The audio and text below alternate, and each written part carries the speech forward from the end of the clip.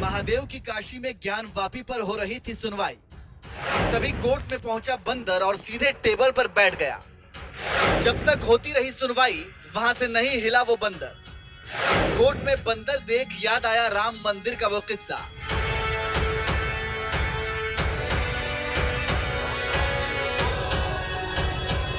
भगवान राम की जन्मभूमि अयोध्या में बाबरी का विवादित ढांचा हट गया और वहां भव्य राम मंदिर भी बनकर तैयार हो गया, जहां लाखों करोड़ों भक्तों का सैलाब उमड़ रहा है।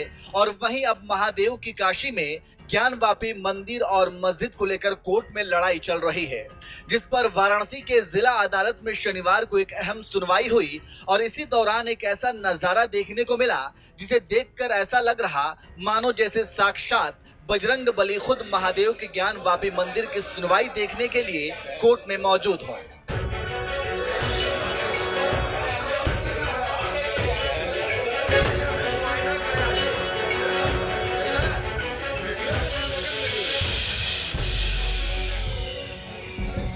दरअसल मुगलों ने अयोध्या में जहां राम मंदिर तोड़कर मस्जिद बनवा दी थी, तो वहीं वाराणसी में ज्ञानवापी मंदिर तोड़कर मस्जिद चुनवा दी थी। लेकिन अब समय बदल गया है और हिंदू समाज अपना मंदिर वापस लेने के लिए कोर्ट कचहरी की लड़ाई लड़ रहा है, जिसके दम पर अयोध्या राम मंदिर तो बन गया और अब काशी के ज्ञानवापी मंदिर की लड़ाई चल रही है, जिस पर शनिवार को वाराणसी के जिला अदालत में एक अहम सुनवाई चल रही थी कि तभी एक बंदर अचानक कोर्ट और पूरे समय कभी सीजेएम कोर्ट की टेबल पर तो कभी जिला जज के कोर्ट परिसर में घूमता रहा। और हैरानी की बात तो ये है, ये बंदर पूरी सुनवाई तक कोर्ट में बैठा रहा, किसी को कोई नुकसान नहीं पहुंचाया। और जब सुनवाई पूरी हो गई तो बंदर खुद ही वहां से चला गया। नए साल में ज्ञानवापी प्रकरण की सुनवाई जिला जज वाराणसी की कोर्ट में थी। ठीक उसी समय एक बंदर न्यायालय के समक्ष आया और फिर सीजेएम कोर्ट में गया। बहुत देर तक वाराणसी न्यायालय परिसर में बना रहा और इस घटना ने, चूंकि नए साल में नई कोई शुभ सूचना हमें प्राप्त होने वाली थी, वह राम जन्मभूमि की 1986 की भी घटना हमें याद आई, जब जज साहब राम जन्मभूमि का ताला खोलने के लिए निर्णय देने वाले थे। ठीक उसी समय एक बंदर राम जन्मभूमि के कथित बाबरी मस्जिद के ऊपर मध्य गुंबद के ऊपर बैठा हुआ था। दूसरा जज साहब को भी दर्शन दिया। तो यह हनुमान जी का प्रतीक माने हैं हम लोग, और हनुमान जी भगवान शिव के 11वें रुद्र हैं। और यह शुभ घड़ी है कि हनुमान जी का आना एक कोई बड़ी घटना हो सकती है। नया साल है और इस साल की यह प्रथम सुनवाई में ऐसा परिघटना होना यह दैविक चमत्कार है। इस पूरी घटना को लोगों ने मोबाइल में कैद कर ली, जिसके बाद सोशल मीडिया पर यह वीडियो तेजी से वायरल हो रही है। अवकुश सिंह नाम के एक यूजर ने लिखा, साल 1998 में अयोध्या के हनुमानगढ़ी मंदिर में आतंकियों ने बम रख दिया था। हनुमान जी वानर का रूप लेकर आए और बम डिफ्यूज कर गए। अब ऐसा ही चमत्कार वाराणसी में भी हुआ। बनारस में ज्ञानवापी केस की सुनवाई के दौरान सीजेएम कोर्ट रूम में अचानक एक बंदर आया और बिना किसी झिझक के जज की कुर्सी पर बैठ गया। सारी फाइलों को आराम से पलट के देखा और चले गए। ऐसा लगा मानो हनुमान जी अदालती कार्रवाई से संतुष्ट हों। बोलो हर हर महादेव, जयकारा वीर बजरंगी। संदीप मिश्रा नाम के एक यूजर ने लिखा, कलयुग में हनुमान जी का चमत्कार अनोखा है। अयोध्या में बम डिफ्यूज करने से लेकर आज ज्ञानवापी केस की सुनवाई के दौरान वाराणसी कोर्ट में बंदर का पहुंचना, यह बजरंग बली की शक्ति और आशीर्वाद का प्रमाण है। जय श्री राम। विनोद गुप्ता नाम के एक सोशल मीडिया यूजर ने लिखा, कलयुग में जो चिरंजीवी हैं, उनमें बजरंग बली सबसे पहले हैं। अयोध्या की कहानी आपको पता होगी, जहां बॉम्ब ब्लास्ट को बंदरों ने डिफ्यूज कर दिया था। आज बंदर ज्ञानवापी केस की सुनवाई के दौरान वाराणसी कोर्ट में पहुंच गया है। जय हो बजरंग बली की। कपिल त्यागी नाम के एक यूजर ने लिखा, कोर्ट रूम में बंदर बना जज। वाराणसी में ज्ञानवापी केस की सुनवाई के दौरान कोर्ट रूम में पहुंच गया बंदर। बिना किसी झिझक के जज की कुर्सी पर बैठ गया बंदर। सारी फाइलों को टटोलते हुए एक छोटे से कोर्ट प्रैक्टिस का आयोजन तक कर डाला। ज्ञानवापी केस सुनवाई के दौरान अचानक कोर्ट पहुंचे बंदर को लेकर सोशल मीडिया पर कुछ इसी तरह की चर्चाएं हो रही हैं। कोई उन्हें बजरंग बली बता रहा है तो किसी को अयोध्या की 39 साल पुरानी घटना याद आ रही है, जब आज से करीब 39 साल पहले 1986 में अयोध्या में विवादित ढांचे के परिसर को तत्कालीन जिला एवं सेशन जज के.एम. पांडे के आदेश पर खोला गया था, जिन्होंने साल 1991 में छपी अपनी आत्मकथा में एक घटना का जिक्र करते हुए बताया था कि वह जब ताला खोलने का आदेश लिख रहे थे, उनकी अदालत की छत पर एक काला बंदर पूरे दिन फ्लैग पोस्ट पकड़कर बैठा रहा। जो लोग फैसला सुनने के लिए आए थे वह बंदर को फल और मूंगफली खिला रहे थे, लेकिन उसने कुछ नहीं खाया। वहीं फैसला सुनाने के बाद वह बंदर चला गया। इसके बाद डीएम और एसएसपी उन्हें छोड़ने के लिए घर तक आए। उस समय भी वह बंदर उनके घर के बरामदे में बैठा मिला। उन्होंने लिखा कि वह दैवीय ताकत थी और उन्होंने उसे प्रणाम किया। और अब इसी तरह से ज्ञानवापी केस पर सुनवाई के दौरान जब एक बंदर अचानक कोर्ट पहुंच गया तो लोग इसे अयोध्या की घटना से जोड़कर देख रहे हैं और लोगों को ये उम्मीद है कि शनिवार के दिन जिस तरह से खुद बजरंग बली ज्ञानवापी केस के दौरान कोर्ट में मौजूद रहे, ऐसे में अयोध्या की तरह ज्ञानवापी में भी मंदिर के पक्ष में फैसला आ सकता है। बहरहाल इस पूरे मामले पर आपका क्या कहना है, अपनी राय हमें कमेंट करके जरूर बताएं। और साथ ही सीएम योगी ने ज्ञानवापी मामले को लेकर क्या कुछ कहा था, आइए आपको सुनाते हैं। अगर हम उसको मस्जिद कहेंगे तो फिर विवाद होगा, हमें ज्ञानवापी बोल देना चाहिए। वो ज्ञानवापी है और माननीय न्यायालय में गया है, माननीय न्यायालय स्वयं देख लें। अगर वहां साक्ष्य हैं, भौतिक साक्ष्य हैं, शास्त्रीय प्रमाण होंगे, अन्य पुरातात्विक प्रमाण भी होंगे, तो स्वाभाविक रूप से इस पे निर्णय होना चाहिए। और मैं अपील करूंगा मुस्लिम समाज से भी, देखिए हमें आज विकास के बारे में चर्चा नहीं चाहिए।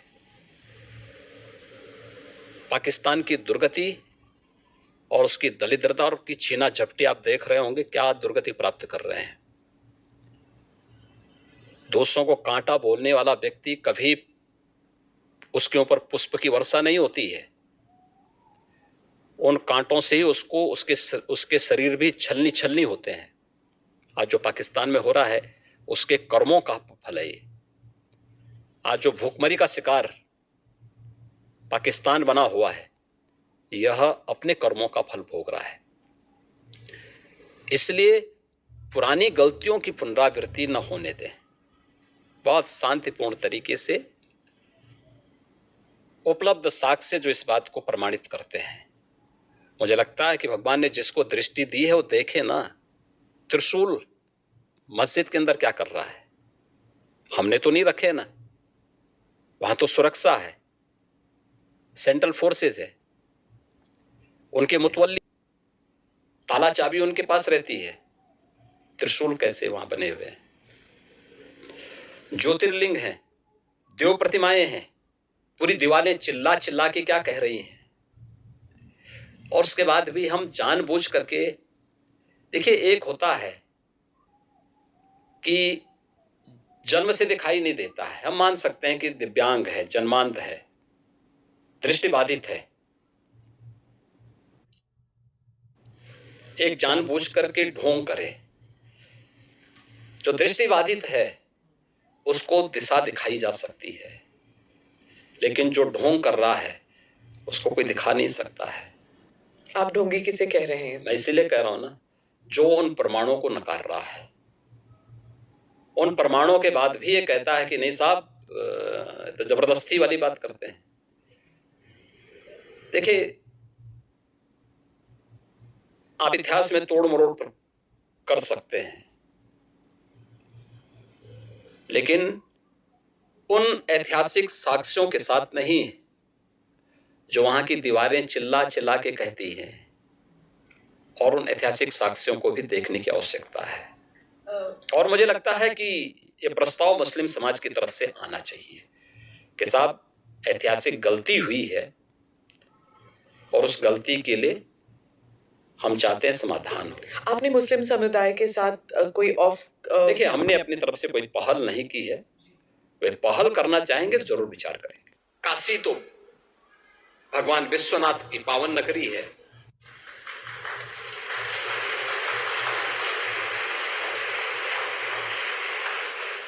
काशी के बारे में यही मान्यता है,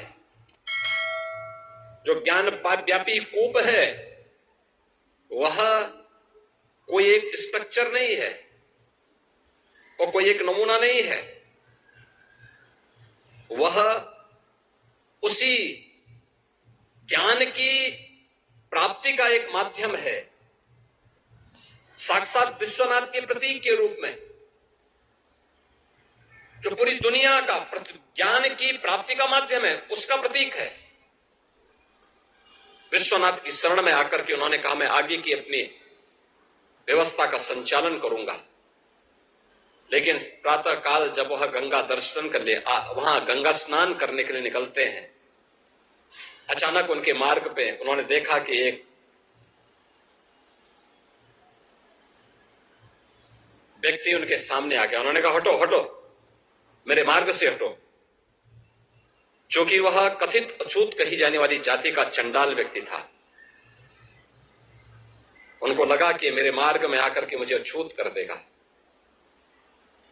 तो चंडाल के मुंह से निकलता है कि आप के बारे में तो मैंने सुना था कि आपने अद्वैत की शिक्षा में आप पारंगत हैं, आपने इसमें ज्ञानार्जन किया है,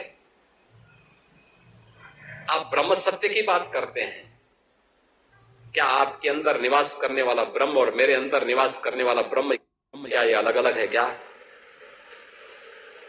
अगर ये अलग अलग है तो फिर आपका अद्वैत सत्य नहीं है, और अलग अलग नहीं है तो फिर आप किसे आप हटाना चाहते हैं? मेरे अंदर के ब्रह्म को या मेरी चमड़ी को देख करके आप मुझसे अछूत करना चाहते हैं? देखिए, आदि शंकर समझ गए कि मैं जिसको ढूंढने के लिए काशी आया हूं, ये चंडाल के रूप में ही मुझे दर्शन देने के लिए आया है, और वही साक्षात विश्वनाथ है। देखिए, भगवान किस रूप में आपको दर्शन देते हैं कोई भरोसा नहीं, और इसीलिए जब कथा में बैठते हैं तो पूरी भक्ति भाव के साथ बैठ करके उसका श्रवण करना चाहिए, उसके अनुरूप उससे कुछ प्रेरणा प्राप्त